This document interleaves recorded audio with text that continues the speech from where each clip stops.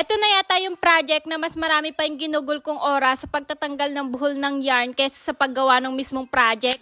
So hello mga mi, may nagpa-customize nga sa atin ng bag ng tablet. And based sa inspo na binigay sa atin ng customer, etong yarn na to yung ginamit dun sa inspo niya. Kaya naman humanap talaga ako ng yarn na pwede nating gamitin. Kung hindi ako nagkakamali ay 3mm nylon cord nga pala itong ating ginamit sa bag na to. Medyo mahirap siyang gamitin kasi nga mataba na yung nylon cord natin. Tapos medyo may katigasan talaga yung yarn niya. Pero pagdating talaga sa mga bag ang project natin, the best din talaga tong gamitin. Heto nga, tag-uumpisa pa lang ako, struggle is real na talaga. First time ko kasing gagamit nitong yarn na to and mas better talaga kung naka-cone na yung in-order nyo. Kasi pagka yung naka-cone na yung in-order nyo, hindi nyo mararanasan tong naranasan ko. Yung napili kasing order nung ating customer na kulay, wala na yung naka-cone na stock doon sa pinagbilhan ko. Iisa na lang kasi yung stock nila nung naka-cone, kaya mas pinili kong orderin yung isa, yung parang 100 grams lang yata yun. Kasi yun, marami silang stock nun, kaya no choice tayo. It's better ng sobra yung mabili natin, wag lang kulang. And yun talaga yung isa sa mga pinagsisihan ko kasi ang daming oras na naubos sa akin sa pagtatanggal ng buhol nung yarn na yun. As you can see, nakita nyo naman sa unang video kung paano lang yung ayos ng ating yarn. Kaya naman talagang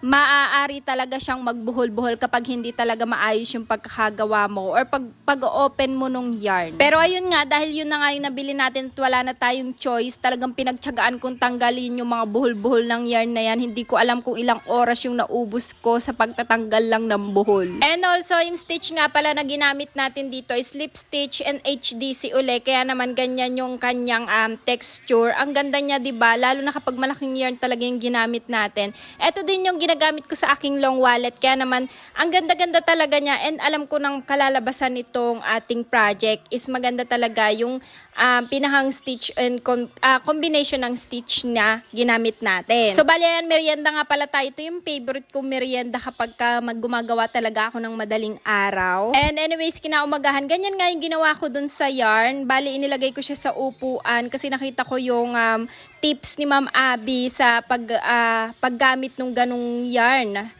So, nilagay ko siya sa upuan pero hindi talaga siya nag-approve or hindi din talaga siya umayos at nagkabuhol-buhol pa rin talaga siya. Ayan ang itsura niya kasi hindi rin na maayos yung pagkakalagay ko sa upuan at talagang nagbuhol-buhol pa rin siya. And no choice talaga tayo kundi magtanggal na naman ng buhol. Hindi ko na nga pinakita sa inyo kasi kung ano-ano talagang ginawa kong pagpapasensya talaga sa pagtanggal ng buhol ng ating yarn. So, ayan na nga yung progress ng ating ginagawang order.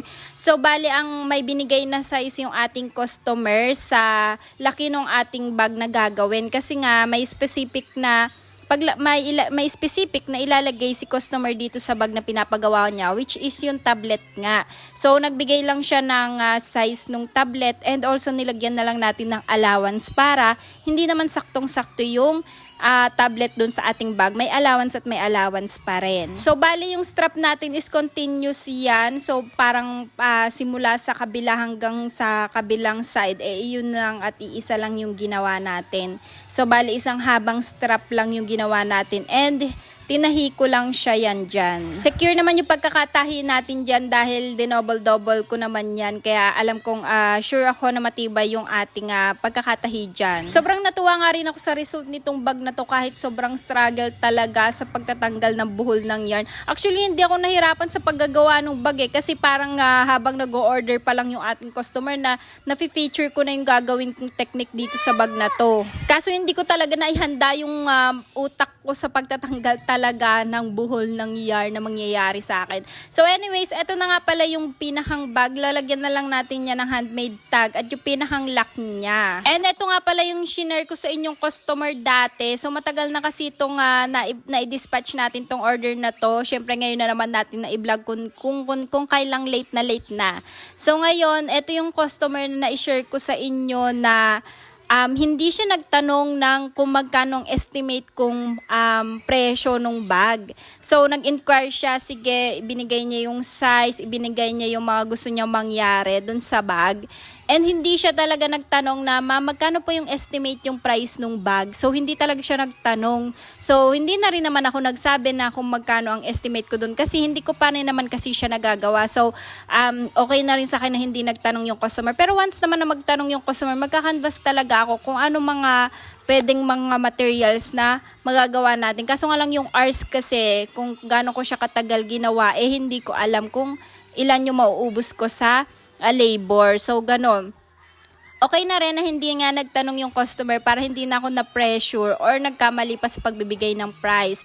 And alam nyo ba, nung nagbigay ako ng price nung natapos na tong bag niya, is as in talagang wala nang imik na imik na, ay ang mahal naman, ay ganto ganyan. O diba, syempre kasi parang handmade siya, so expected na mahal, tapos ganyan na nga, mahirap yung yarn na ginamit natin, and also malaki din talaga yung bag. Sa materials pa lang din naman kasi umubos na rin ako ng malaki-laki.